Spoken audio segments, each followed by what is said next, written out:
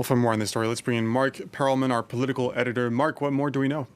Well, we know very little. We know that two people were apprehended. Obviously, the man who slapped the president in the face. We don't know about the second person. Maybe it was the second person who was filming the incident, because we saw that it was very, very quickly spread on social media. So it's a possibility. What we do know is that the person who slapped the president cried Montjoie Saint-Denis, which is essentially a rallying cry for the royalists. I mean, it's a very limited minority in terms of political clout here in France, but it's a small group. So that's the assumption right now, but it's very, very early. What we do know is that, as usual, the president was late. He was supposed to go to a luncheon. He was already late. He was in his car. He saw people waving, shouting. He got out. He went to greet them. This was not planned, and this is possibly why there was such a situation. We know that people, when they come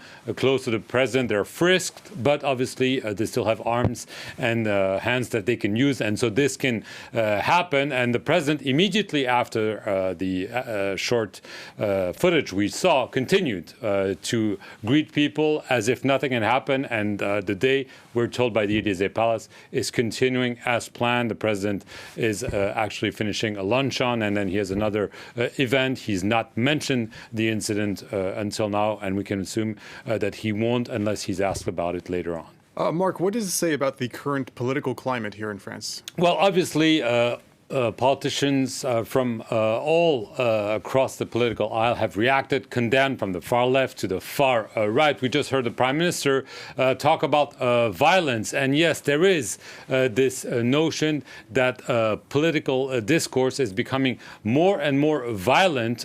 Clearly, there's tension because we're a year away from the presidential election.